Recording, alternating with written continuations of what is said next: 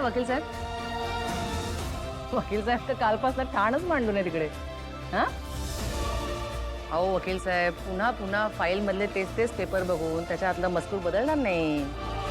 ड्रग्सची केस आहे, narcotic act, non bailable offence आहे. सांगा ना तुमच्या मॅडमना. ते वकील तर गप्पच झालं. काही हरकत नाही, मी सांगते. पोलीस NDPS ऍक्ट सेक्शन 37 च्या अंडर हे असे गंभीर गुन्हे कॉग्निजिबल आणि नॉन बेलेबल असतात. कॉग्निजिबल म्हणजे वॉरंटची गरज नसते हे माहितीये मला. गुड.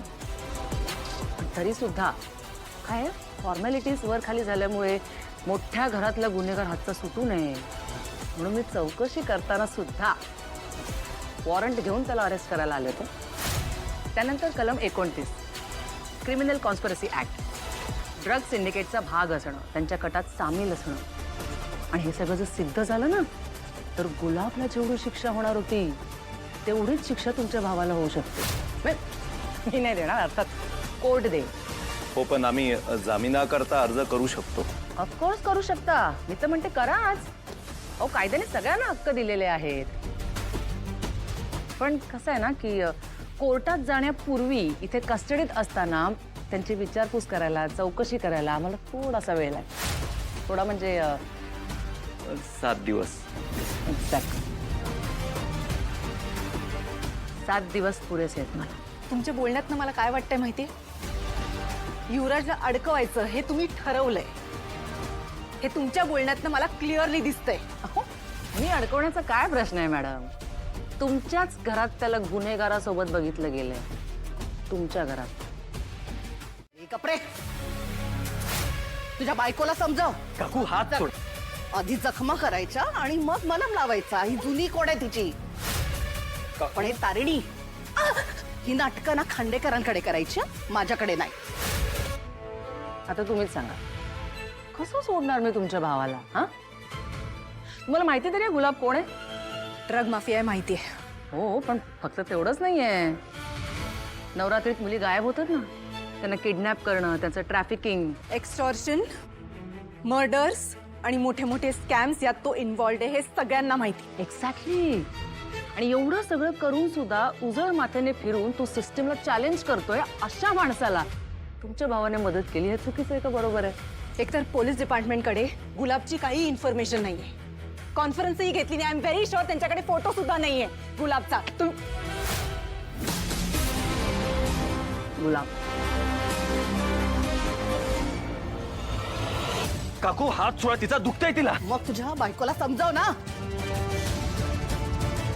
माझ्या आणि माझ्या मुलींच्या वाकड्यात जायचं नाही. ती कोणाच्याही वाकड्यात गेली नाहीये. उलट तुमचा जावई नाही. तारिणी,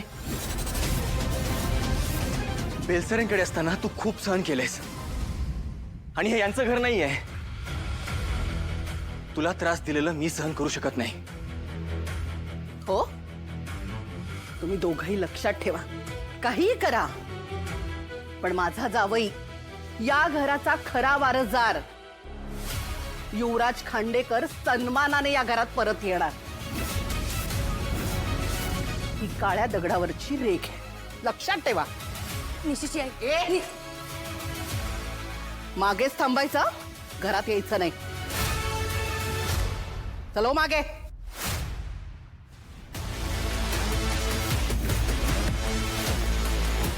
हाय, तुम्ही कोण? कौशिकी ताई, तुम्ही मला ओळखलं नाही? अहो मी मित्र, युवराजचा मित्र. नाही सॉरी, मी तुम्हाला ओळखलं नाही. सॉरी.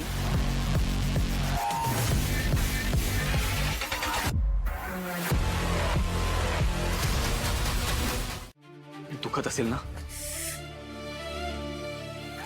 नाही नाही, मी ठीक आहे. शरीरावरच्या जखमा असो किंवा मनातल्या, कोणालाही न सांगता सहन करणं खूप जुनी सवय आहे तुझी.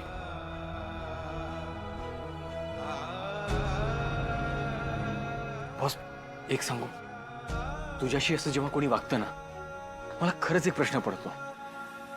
तू का सहन करतेस एवढं? का त्यांचं ऐकून घेतेस? राग काय किंवा प्रेम काय, आपण कायम आपल्या हक्काच्या माणसांवरच दाखवतो ना. निश्चितची आई माझ्यावर प्रेम नसतील दाखवत, पण राग मात्र हक्काने दाखवतात. निदान त्यासाठी का होईना त्या मला आपलं मानतात. नको तिथे हा समजूतदारपणा दाखवतेस ना, म्हणून सुमी चिडते तुझ्यावर. खरं सांग, दुखते ना थोडं? केदार, माझ्या या दुखण्यापेक्षा जास्त काळजी करण्यासारख्या गोष्टी घडतायत घरात आत्ता. आता इथून पुढे काय होईल काय माहिती, कारण निश्चितची आई आता शांत बसणार नाहीयेत.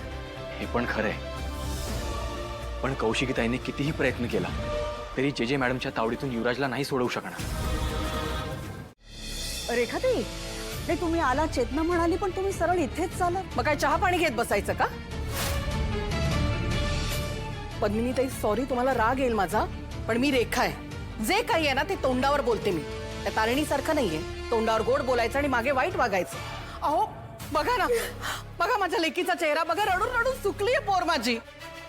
काय हो, काय चाललंय या घरामध्ये? हा, दिवसा ढवळ्या पोलीस येऊन युवराजरावांना अटक करतात, तेही मोठ्या सुनीच्या स्टेटमेंट वरून, आणि घरातलं कुणीच काही करत नाही. खरं या सगळ्याचा आम्हाला सगळ्यांना खूप धक्का बसलाय. धक्का बसला असेल, पण तो पचवलेला दिसतोय सगळ्यांनी. हे बघा, खांडेकरांना कोर्ट कचेऱ्याची सवय असेल, पण माझ्या मुलीसाठी खूप मोठा धक्का आहे हा. तिच्या नवऱ्याला, तिचा नवरा माझा मुलगाही आहे आणि तो या सगळ्या संकटात होरपडलाय, त्यामुळे या सगळ्याची मला सुद्धा काळजी आहे. अहो पण ज्यांच्यामुळे हे झालंय ते अजूनही बाहेर ठाण मांडून बसले, त्याचं काय? नशीब माझं यावेळी घराबाहेर तरी गेलेत, पण त्या दोघांना इतकं सहजासहजी सोडणार नाही मी. काळजी करू नका.